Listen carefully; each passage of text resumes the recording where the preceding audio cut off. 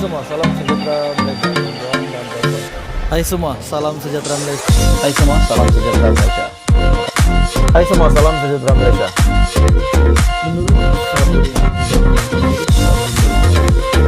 Hai semua, salam sejahtera Malaysia. Tuan-tuan dan puan-puan semua. Hai semua, salam sejahtera Malaysia. Tuan-tuan dan puan-puan semua.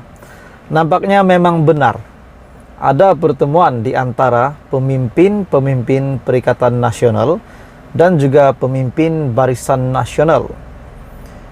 Perjumpaan ini dikatakan di antara pemimpin BN dan PN ini adalah sebelum kerajaan perpaduan hari ini yang telah dibentuk. Maknanya perjumpaan ini semasa baru saja dapat keputusan pilihan raya umum ke-15.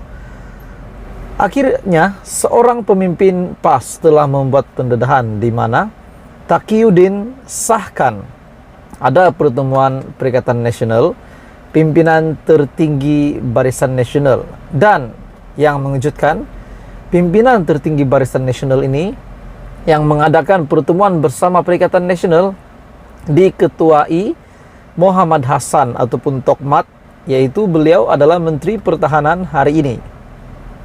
Setiausaha Agung PAS, Datuk Seri Taqiyuddin Hassan, mengesahkan berlaku pertemuan antara Perikatan Nasional dengan kepimpinan tertinggi Barisan Nasional yang didakwa diketuai oleh Timbalan Presiden UMNO, Datuk Seri Muhammad Hassan, di Hotel St. Regis sebelum Kerajaan Baharu dibentuk pasca PRU 15. Berkenaan dengan langkah St. Regis, di mana Muhyiddin Yassin yang menantikan pemimpin-pemimpin BN untuk datang ke hotel tersebut.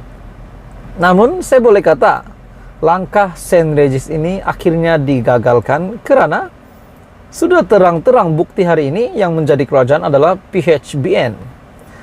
Pada pertemuan itu, Taqiyuddin mendakwa pemimpin Barisan Nasional membawa senarai tawaran dikemukakan oleh Pakatan Harapan kepada Barisan Nasional.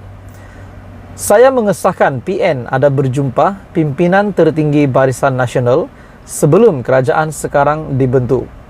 Mereka yang hadir ketika itu diketuai Timbalan Presiden UMNO Datuk Seri Muhammad Hassan ataupun Tokmat. Turut hadir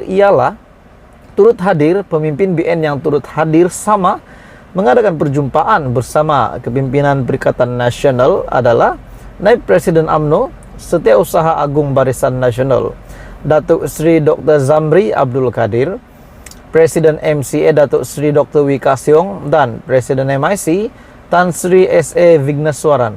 Okey, baik tuan-tuan dan puan-puan semua, menurut pengetahuan anda, Datuk Seri Dr. Wika Siong adalah salah satu MP yang telah menandatangani akuan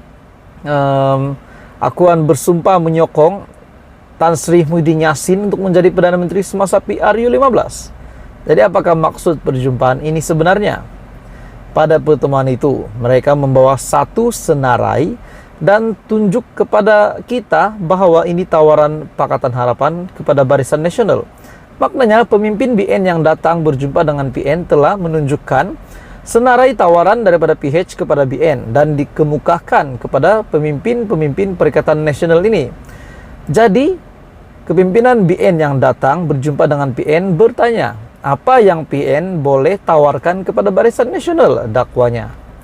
Beliau berkata demikian kepada pemberita pada majlis penyampaian sumbangan bantuan pasca banjir. Yang turut hadir ialah Menteri Besar Kelantan, Datuk Ahmad Yaakob, dan Setiausaha Agung Perikatan Nasional. Dalam pada itu, media ada melaporkan Presiden UMNO, Datuk Seri Ahmad Zahid Hamidi, mendedahkan wujud langkah St. Regis yang diatur beberapa ahli parlimen daripada parti itu bersama pemimpin Perikatan Nasional. Bermakna memang benar langkah St. Regis ini memang ada dimulakan, namun saya boleh kata langkah ini gagal. Ahmad Zaid berkata, ia bukan saja bertujuan menggagalkan pembentukan kerajaan perpaduan, malah cuba untuk menyingkirkan ahli parlimen Bagan Datuk itu sebagai pengerusi Barisan Nasional. Bagaimanapun Taqiyuddin menjelaskan, beliau tidak memahami apa yang diperkatakan oleh Ahmad Zahid. Jadi tuan-tuan dan puan-puan semua, memang benar ada perjumpaan yang dilakukan oleh kepimpinan Barisan Nasional yang diketuai Muhammad Hassan berjumpa dengan kepimpinan Perikatan Nasional pasca PRU 15 sebelum terbentuknya Kerajaan Perpaduan. Dan pada akhirnya mungkin tawaran PN itu tidak sehebat tawaran PH Code. Jadi adakah kepimpinan yang berjumpa dengan kepimpinan Barisan Nasional yang berjumpa dengan kepimpinan PN di Hotel St. Regis ini pun menyokong salah satu bukan daripada 10 ahli parlimen yang menandatangani, tetapi mungkin menyokong Muhyiddin Yassin. Menjadi tanda tanya, Tokmat didakwa menjadi ketua untuk perjumpaan ini bagi pihak Barisan Nasional. Adakah Tokmat pada ketika itu pun ingin menyokong Perikatan Nasional? Jadi tuan-tuan dan puan semua, terus sama-sama di dalam channel ini untuk perkembangan politik yang lain. Halo semua, salam sejahtera Malaysia. Tuan-tuan dan puan semua, akhirnya satu lagi pendedahan daripada Perdana Menteri merangkap Menteri Kewangan, yaitu Datuk Seri Anwar Ibrahim. Akhirnya satu lagi pendedahan terkini daripada Perdana Menteri yang memperlihatkan terdapat ada satu lagi ataupun lebih, bahkan banyak pelanggaran yang berlaku di dalam Kementerian Kewangan pimpinan yang terdahulu. Anwar mendedah banyak kecurangan yang keterlaluan di MOF.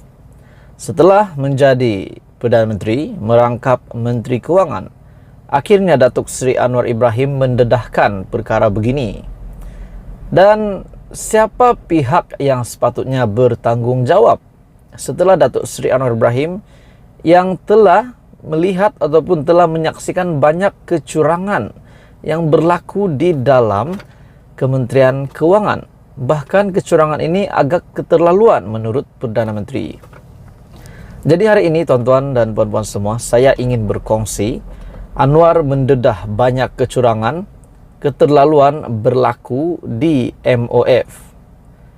Perdana Menteri Datuk Seri Anwar Ibrahim mendedahkan terdapat banyak kecurangan yang dianggap keterlaluan di Kementerian Kewangan. Dan mesti ada sebab kenapa tiba-tiba Datuk Seri Anwar Ibrahim membuat kenyataan begini. Beliau berkata, kecurangan itu dilihat ketika menyemak file-file di kementerian terbabit. Namun urusan untuk menyiasat bukan urusan saya. Urusan saya adalah menetapkan dasar dan menegakkan prinsip ketulusan dan kebertanggungjawaban.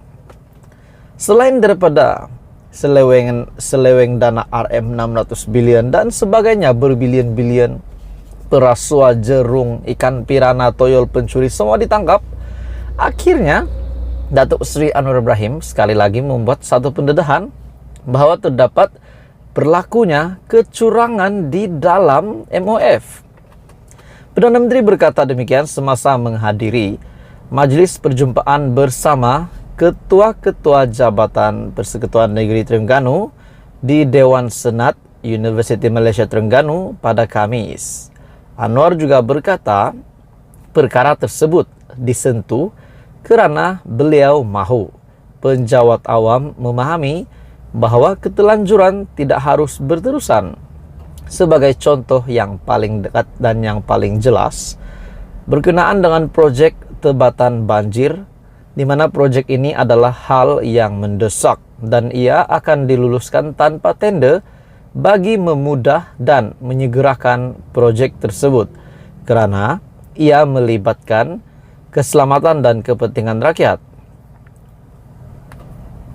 Selain itu, Perdana Menteri juga menjelaskan budaya kesederhanaan yang dilakukannya bermula dari peringkat atasan kerana adalah tidak adil untuknya menyergah pejabat daerah atau negeri terlebih dahulu. Tetapi di peringkat persekutuan, budaya itu kekal bobrok. Anwar juga ingatkan semua pegawai kanan dan ketua jabatan kerajaan persekutuan bahawa beliau adalah Perdana Menteri untuk semua negeri.